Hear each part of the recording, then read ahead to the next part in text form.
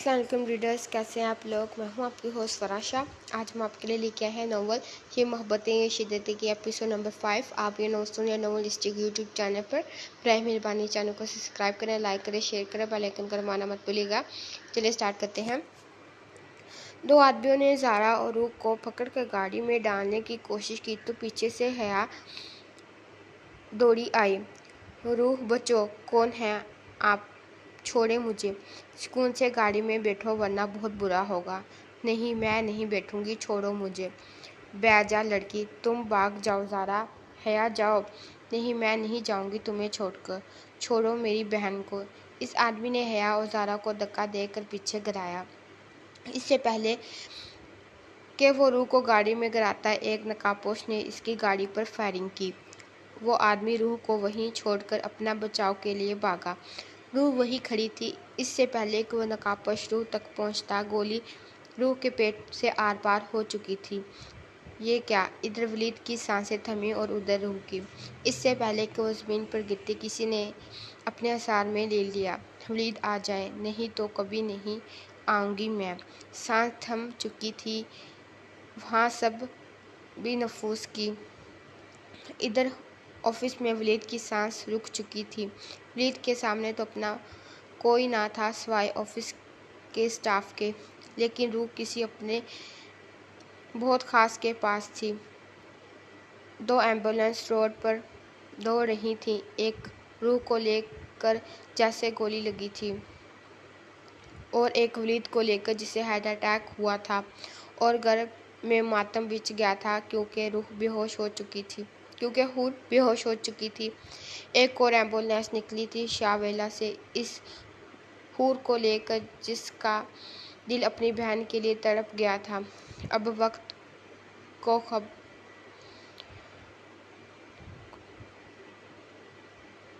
क्या होगा, कौन बचेगा, कौन जिएगा, कौन कुर्बानी देगा किसी अपने के लिए। कुछ लोग ऐसे होते हैं जो अपनी अना की खातिर दूसरों की खुशियां बर्बाद कर देते हैं, और ऐसा ही कुछ ज़मन ने किया। इस बात से बेफिक्र होकर इसका अंजाम क्या होगा।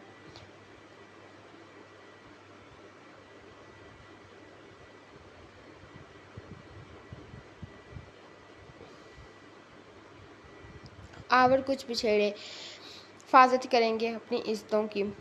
क्या कोई माँ खोएगी अपना कलौता बेटा, या एक बीवी खोएगी अपनी जुड़वा बेटियां। आज 16 साल बाद शाह पैलेस में एक ऐसा ही वाक़या हुआ था जो 16 साल पहले सबकी ज़िंदगियां बर्बाद कर चुका था। बस फ़र्क इतना था, तब बर्बाद करने वाले पराए थे, लेकिन अब की बार इसमें अपनों का हाथ भी था। शाह पैलेस में मातम का समा था। घर की बेटियां और बेटे जब ज़िंदगी और मौत की कशमकश में होंगे तो तूफ़ान आएगा ही। अभी घर में सिर्फ ज़ारा और वलीद का पता था। वलीद के ऑफिस से कॉल आ चुकी थी, जबकि रूह की तरफ से सब बेखबर थे। सब हॉस्पिटल जा चुके थे सिवाय जमल और इसकी माँ के। डॉक्टर साहब, मैं आपके आगे हाथ जोड़ती हूँ, मेरे बच्चों को बचा लें। देखिए, मेरी हूर को बचा लें वरना मेरा ज़मान मर जाएगा। और वलीद, रूह की तो सांस ही इसमें है। मैं हाथ जोड़ती हूँ, बचा लें, मेरे बच्चों को बचा लें। देखिए मिस्टर सजाद, हूर की कंडीशन बहुत ख़राब है। इसे कोई बड़ा धचका लगा है जिससे इसके दिमाग की शरानें फट चुकी हैं, और आप जानती ही इससे पहले ही दिमाग का मसला था। तो इस हालत में इसका ऑपरेशन करना और ऑपरेशन के बाद इसका सरवाइव करना बहुत ही मुश्किल है, बल्कि नामुमकिन है। आप समझ लें कि 100% से 1% चांस है इसके बचने का, और आपका पोता इसके लिए आपकी दुआ करे। जवान है, इंशाल्लाह जल्द ठीक हो जाएगा। हेलो, कौन? दादा जान, मैं ज़ारा। क्या हुआ ज़ारा बेटा, रो क्यों रही हो? दादा जान, रूह। क्या हुआ रूह को? रूह के नाम पर सब दादा जान के गिर्द इकट्ठे हुए। अमारा बेगम ने जल्दी से सजाद शाह से फ़ोन छीना। क्या हुआ मेरी रूह को? आंटी रूह बोलो ज़ारा मेरी बच्ची, आंटी रूह को गोली लगी है और हम हॉस्पिटल आ रहे हैं। क्या? नहीं, मेरी रूह को कुछ नहीं होगा, कुछ नहीं होगा। हाँ, वो ठीक होगी। नहीं, ऐसा नहीं हो सकता। अल्लाह मेरी दोनों परियां नहीं ले जा सकता मेरे से। क्या हुआ? हमारा पुत्र क्यों चिल्ला रही है? क्या हुआ रूह को? मेरी बच्ची को गोली लग गई है अम्मा। वलीद की रूह को गोली लग गई है। क्या बोल रही हो? क्या हो गया ये हमारे साथ? अमारा, तुम जानती हो ना वलीद को। अब मेरा बेटा कैसे बचेगा जब इसकी रूह को ही कुछ हो गया? नहीं नहीं, ऐसा कुछ नहीं हो सकता। मेरे बच्चों को कुछ नहीं होगा। ज़ुबान कहाँ है? जल्दी बुलाओ इसे। मेरे अल्लाह, क्या हो गया है हमारे साथ? अमारा बेगम के बाद अब उस्मा बेगम रो कर पागल हो रही थी, क्योंकि वो जानती थी अगर रूह को कुछ हो गया तो वलीद मर जाएगा। हिजात शाह ने ज़ुबान को कॉल करके हॉस्पिटल आने का कहा, मगर सिर्फ वलीद का बताया। अगर हूर का बताया तो शायद ज़ुबान हॉस्पिटल भी ना पहुंच पाता। कुछ लोग रूह को स्ट्रेचर पर डालकर हॉस्पिटल में ला रहे थे जब आफिया बेगम की नज़र इसके खून से लथपथ वजूद पर पड़ी। रूह, वो इसकी जानिब लपकी तो सबका ध्यान इसकी तरफ हो गया। क्या हुआ मेरी बच्ची को? किसने किया ये? देखो, मेरा फूल मसल दिया किसी ने। अरे, तरस नहीं आया जालिम को? क्यों किया ये सब? मेरी बच्ची रूह, देखें, पीछे हो जाएं, हमें हमारा काम करने दीजिए। इनकी जान खतरे में है। पहले ही बहुत खून बह चुका है। आप लोग खून का इंतज़ाम कीजिए। डॉक्टर इन्हें बस इतना ही बोलकर रूह को ऑपरेशन थिएटर में ले जा चुके थे। आफिया आपा, मुझे आज भी याद है जब आज़ाद ने मेरे हाथों में दम तोड़ा था। मुझे याद है जब वो खून से लथपथ आए थे। मैंने देखा था इन्हें, बिल्कुल रूह की तरह। वो तो मुझे छोड़कर चले गए, तो क्या अब रूह और हूर भी मुझे छोड़कर चली जाएंगी? कैसी बातें कर रही है पागल? तू रो नहीं, दुआ कर अपनी औलाद के लिए। इससे मांग जिसने तुझे इन सब से नवाजा है। वो बड़ा मेहरबान है, तुझे खाली नहीं लुटाएगा। दादा जान, ज़ुबान की आवाज़ ने सबको अपनी तरफ मुतवज्जा किया। क्या हुआ दादा जान? वलीद को चटाक की आवाज़ ने सबको हैरान किया। क्या हुआ अम्मी? आपने मुझे मारा क्यों? कहाँ था? मेरी बेटी ज़िंदगी से जंग लड़ रही है और मेरा बेटा वलीद मर रहा है। कहाँ था तू ज़ुबान? हूर, बचा ले ज़ुबान, बचा ले अपनी हूर को, मर जाएगी वो। ज़ुबान का ज़हन तो हूर के नाम पर अटक चुका था, लेकिन वो कुछ सोचना नहीं चाहता था आगे। क्या हुआ हूर को? कहीं अंदर खाई से आवाज़ आती हुई महसूस हुई। दिमाग फट चुका है इसका ज़ुबान। हमारा बेगम ने बेख्याली में जवाब दिया। किसी को इनसे ऐसे जवाब की उम्मीद ना थी, मगर किस्मत ने इन्हें बेबस कर दिया था। आज आंखों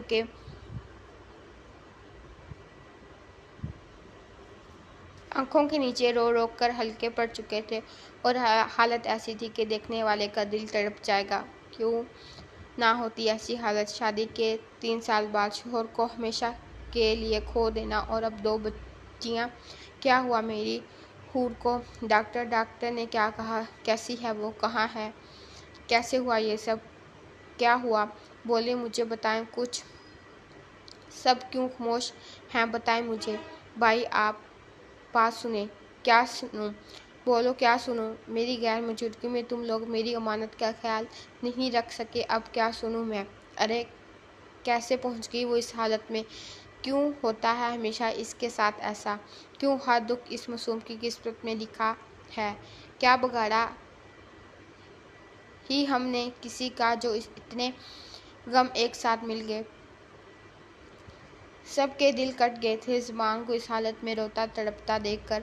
वो बिखर चुका था, टूट चुका था। आज अब हिम्मत नहीं थी हालात से मुकाबला करने की। इसको समेटने वाला सब अपने थे, लेकिन कौन जानता था कि किरचियों को जितना भी जोड़ा जाए पहले जैसी नहीं रहती। आज शाह खानदान टूट चुका था और टूटने वाले जश्न मना रहे थे। अब तो सबकी नज़रें ऑपरेशन थिएटर की तरफ थी, जहाँ 3 लोग अपनी अपनी जानों से लड़ रहे थे और एक दूसरे को खोने के डर से यहाँ पहुँच चुके थे। 3 घंटे के बाद वलीद का डॉक्टर बाहर आया था। अमान फ़ौरन इनकी जानिब गया। डॉक्टर साहब कैसा है मेरा भाई? क्या हालत है इसकी? आप में से रूह कौन है? सब चुप थे, किसी के पास कोई जवाब नहीं था। पेशेंट बार बार रूह को पका रहे हैं। आप प्लीज़ इन्हें अंदर भेज दीजिएगा, इसका तो ऑपरेशन चल रहा है। डॉक्टर साहब क्या? अल्लाह पाक खैर करे आपके बच्चे पर, आप लोगों की दुआ करें। थोड़ी देर में आप लोग वली से मिल सकते हैं, लेकिन इनसे कोई ऐसी बात नहीं कीजिएगा जिससे इनकी सेहत पर असर पड़े। मैं क्या जवाब दूंगी वलीद को? अम्मा हो उठकर मेरे से अपनी रूह का पूछेगा तो क्या बोलूँगी इसे? हौसला कर उस्मा पुत्र,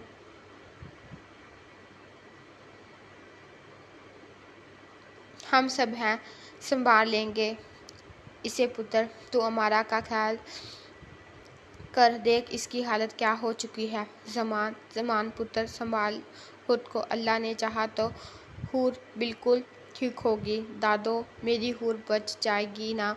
वो मुझे छोड़कर तो नहीं जाएगी ना? आपको पता है ना मैं मर जाऊंगा, मेरा कोई वजूद नहीं है इसके बगैर। हाँ पुत्र, वो बिल्कुल ठीक हो जाएगी, अल्लाह से दुआ कर बेटा। उस्मान दादी जान की गोद में सर रख कर बिलक बिलक कर रो रहा था। अगर कोई रूबरू मर्द को ऐसा रोता देखता तो यकीनन हूर की किस्मत पर रश्क करता। मोहब्बत चीज़ ही ऐसी है, महबूब तकलीफ़ में हो तो इंसान की रूह ज़ख्मी हो जाती है। कोई इंसान मुकम्मल अपना चेहरा छुपाए हुए डॉक्टर के कैबिन में दाखिल हुआ। जी मैं खून देता हूँ रूह नामी पेशेंट को। आप इनके क्या लगते हैं? मैं इनका क्या लगता हूँ? क्या नहीं लगता, आपका मसला नहीं, आप बस खून निकाल लें मेरा। देखें हम ऐसे कैसे?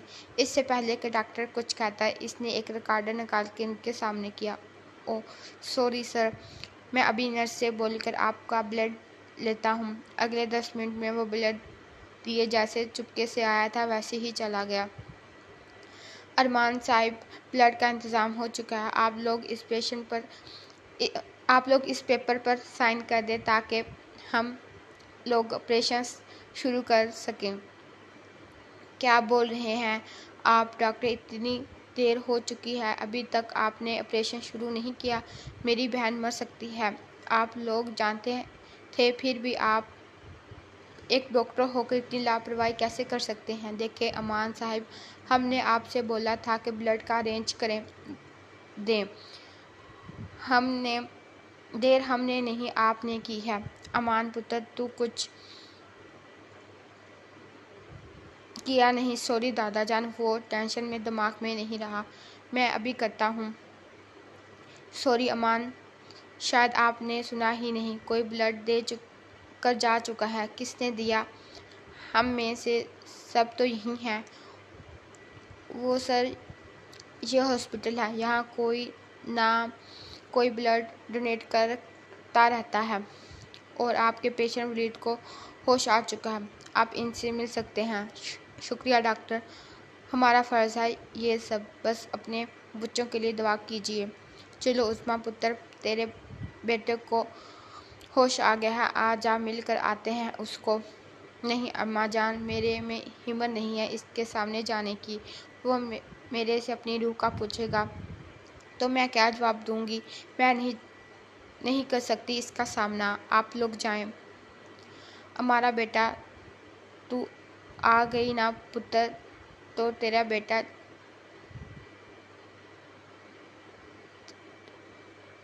तेरा तो बेटे जैसा है ना वो।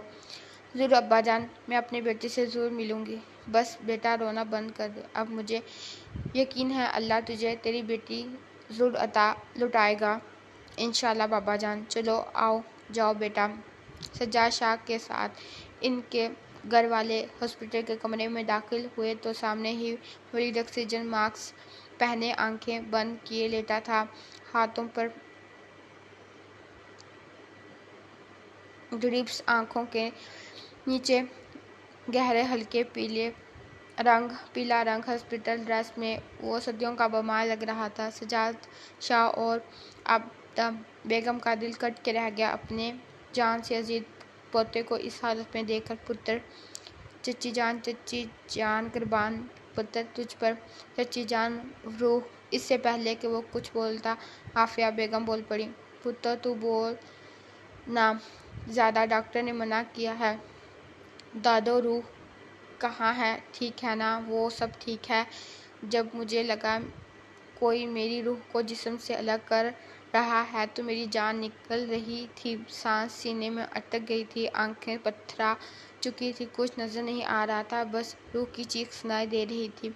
वो मुझे बुला रही थी। दादो, मेरी रूह मुझे बुला रही थी। मुझे बताएं कहाँ है वो, मुझे जाना है। बेटा मेरी बात सुनो, मेरे बहादुर बेटे हो ना तुम।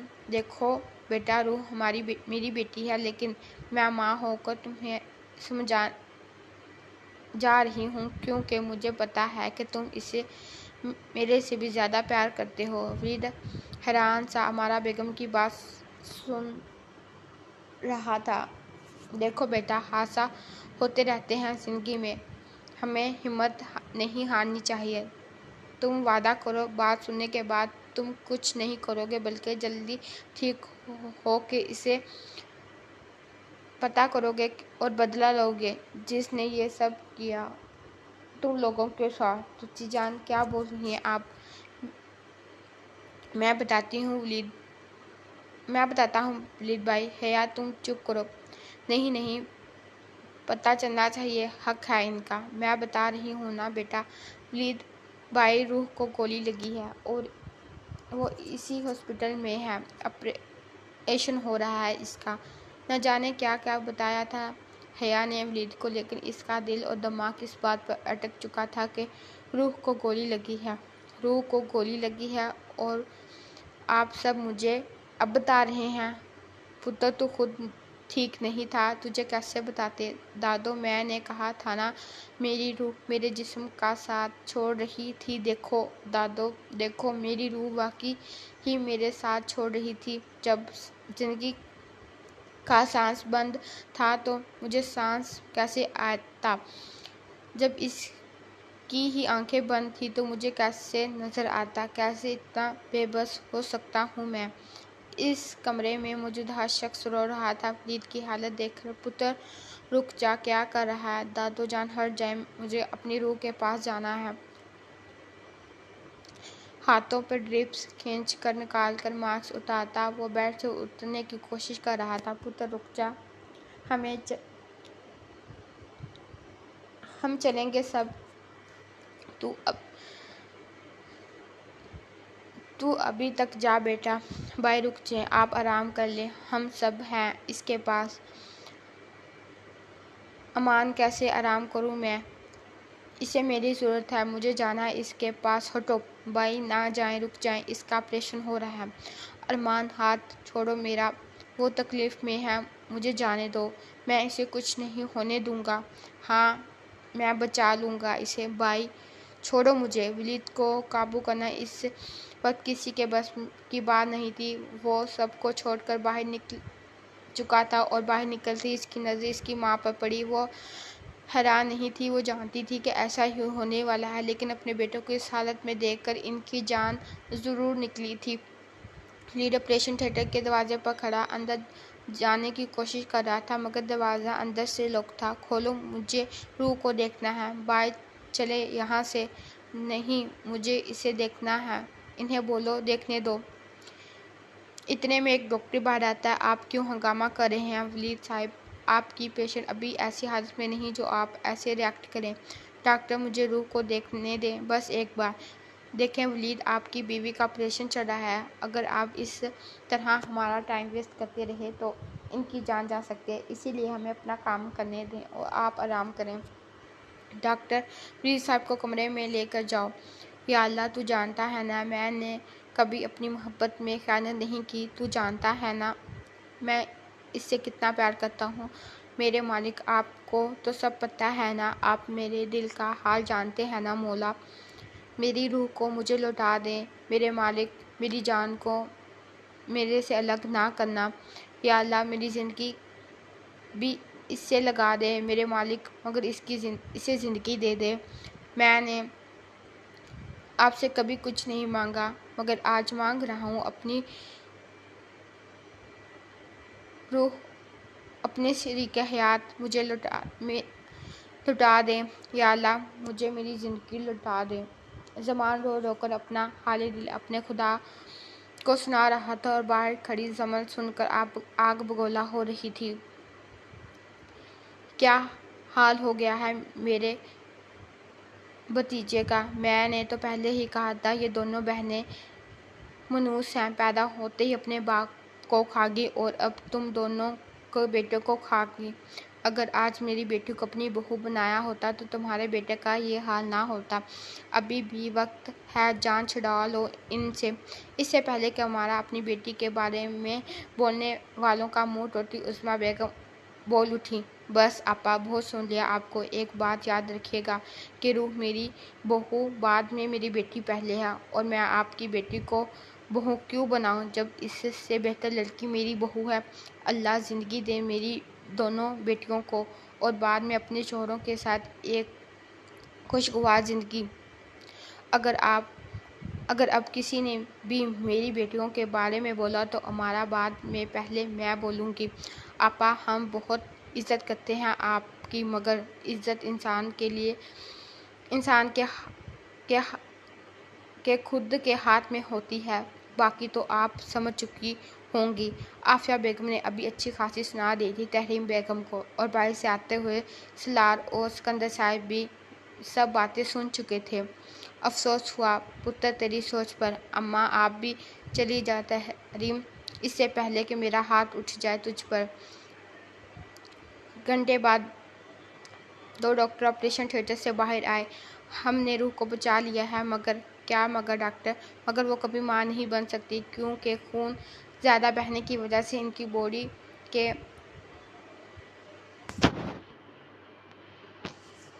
इनर पार्ट्स डैमेज हो चुके हैं। हो सकता है वक्त के साथ साथ वो रिकवर कर जाएं। वैसे भी इनकी उम्र बहुत कम है, इंशाल्लाह कुछ सालों तक ठीक हो जाएंगी।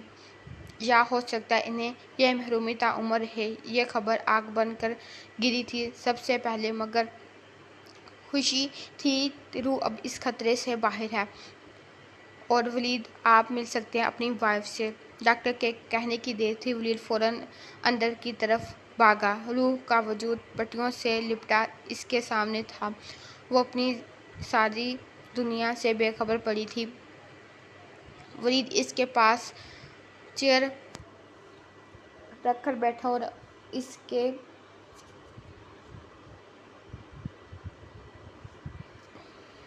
इसका नालियों में जकड़ा हाथ पर अपना हाथ